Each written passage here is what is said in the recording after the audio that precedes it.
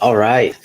So this topic is going to be really a test of my own knowledge. It won't be for anything else. But I think it's an enticing concept anyways. So the meaning crisis, right? A lot of philosophers talk about this idea that we are in a meaning crisis. The first thing that I had to ask myself is what does meaning mean? And I mean, what does meaning mean for us? And what does crisis mean and the historical verbiage of it, the historical use of crisis? And when we talk about etymology, so I looked up the word crisis and the etymology of it. Crisis stands for the turning point where something could become fatal or you will survive. Typically, the context of crisis and the Greek form was spelled with a K, so it was called crisis with a K, and it was in the context of the turning point of the disease. So either this is going to become worse or this is going to become better. And this is what crisis means uh, in the etymology of the word. So now we combine this together, talking about meaning crisis. So meaning crisis would imply that we are at a turning point in our age where either things are going to get worse or things could get better. Now, using that knowledge that we have so far, and this is going to get very Hegelian now, I'm going to practice my understanding of Hegel's concept between object and notion.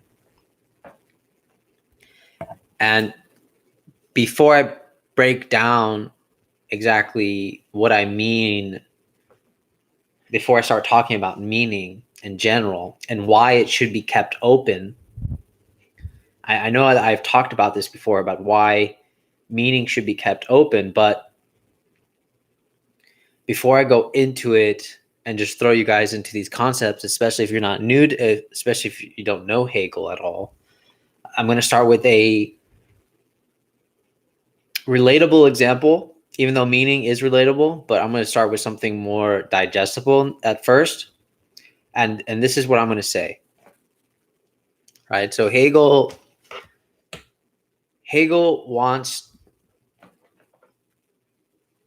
challenges the way we look at truth.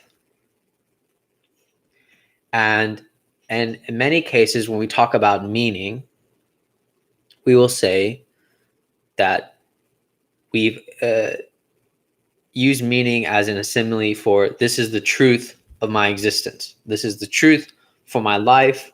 This is why I live. This is the truth, right? This is my meaning. So we've always used meaning as a kind of simile for truth. Now, for those of you that have never read Hegel will make this distinction called notion and object. Well, what is the object? Hegel's use of the word object is essentially truth, the in itself. And the notion would be our knowledge of that object. And my digestible example of this is the apple. And by the way, before I go into the apple, Hegel will say that consciousness will be the criterion for this comparison between object and notion. And if you're still a little bit confused, here's my example of it.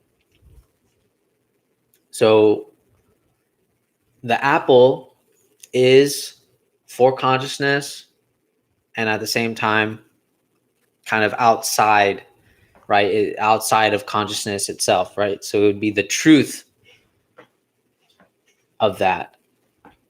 And if we take apple to be our object, our notion of the apple will be our knowledge of that apple, which is for us.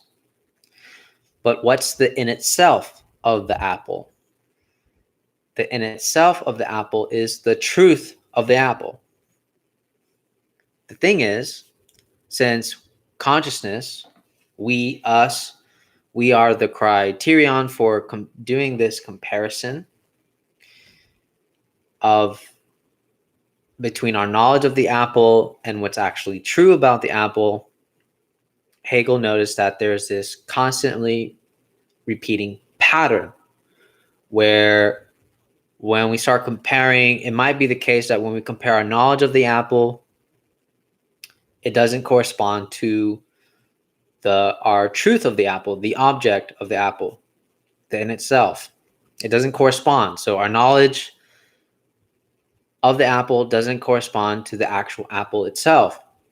And so we keep doing this pattern, this dialect of comparison, what he calls this dialectical movement, which is our experience. And the more we experience, the more we start to realize that the knowledge of the apple doesn't correspond to the truth of the apple. And as the truth and as the knowledge of the apple changes, the object itself starts to change because our knowledge changes. Right? But it doesn't mean that we should discard the knowledge that we previously had for the apple. Right? It's not for nothing. That's what Hegel's saying. It's not for nothing. So we should keep it. It becomes for us. We should still keep it, but just kind of build upon it as our knowledge increases. And of course, the object will change and so on.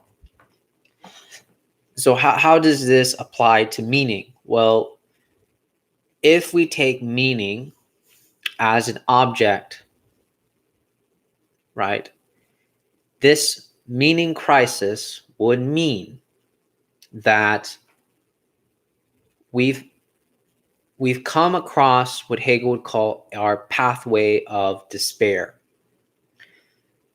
What does that mean? It implies that we start realizing that meaning as an object has not corresponded to our knowledge of what meaning is, and vice versa. So our knowledge of meaning no longer corresponds to meaning itself. And this is the meaning crisis, right? This is the turning point where we start having this despair and we start realizing that meaning may not be what it is. And this is our realization, right? This is when we start doing this comparison of maybe our knowledge of meaning doesn't actually correspond to the object of meaning, the meaning itself. And this is what Hegel is talking about, right? But here's the thing. This is where nihilism comes in. Nihilism will say, well, then it's all meaningless. It's for nothing. And Hegel says, no, it's not for nothing, because you haven't yet corresponded the object with the notion, meaning we haven't yet matched the true, the meaning itself, with our knowledge of meaning. We haven't matched the two yet. Our meaning crisis is simply, at least I feel like the way Hegel would explain this, is that the meaning crisis is simply that we're on this path of despair, but we have a choice.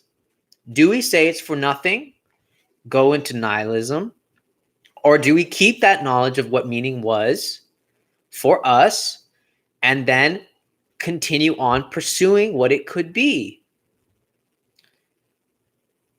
And of course, we have to keep doing this repeatedly till we match our knowledge of meaning, until our knowledge of meaning matches with meaning itself. the object of meaning, what's true. Until we do this, which is what Hegel will call absolute knowing, until we do this, in my opinion, we're always going to be in a meaning crisis. It's never going to end. We're always going to be in a meaning crisis. And so this, and so me talking about crisis as the turning point, right? We have two options, right? Either we continue to pursue this and keep meaning open, because meaning needs to be open, essentially has to be meaningless to keep it open, because how would we discover what meaning is if we close it? Because if we close what meaning is, then it's for nothing,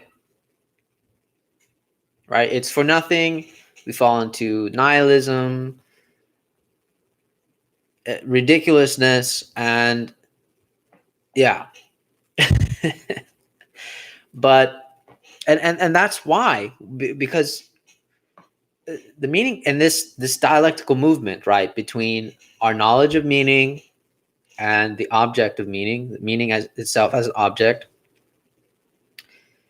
would mean that our experience of meaning is becoming a crisis because we start understanding that it just doesn't match up.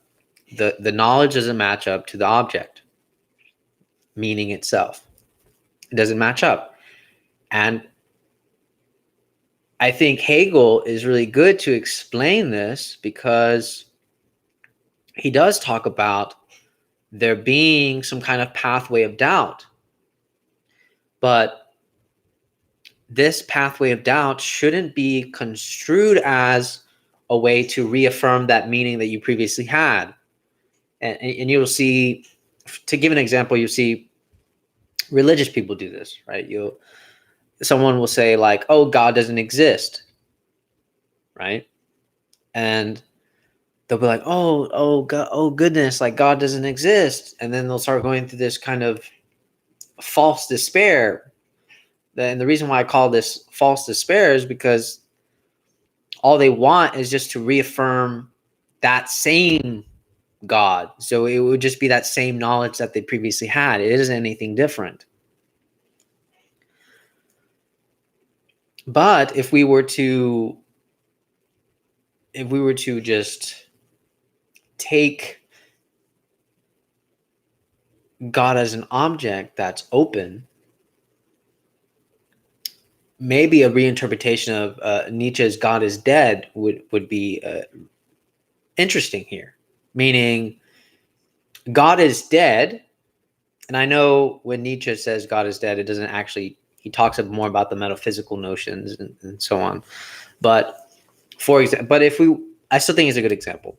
So if we take the more literal form of Nietzsche's God is dead, what that would mean in a sort of Hegelian way would be that our knowledge of God isn't adequate, isn't satisfactory, and so God is dead. So what's going on is that our knowledge of God is now dead, but not necessarily, right? It doesn't mean that the object itself is dead. It just means that our knowledge of God is inadequate, and that we would need to find a way to match our knowledge of God with the actual object, God himself, itself, truth itself. We have to keep going through this comparison until we actually reach the truth itself, God itself, and so on.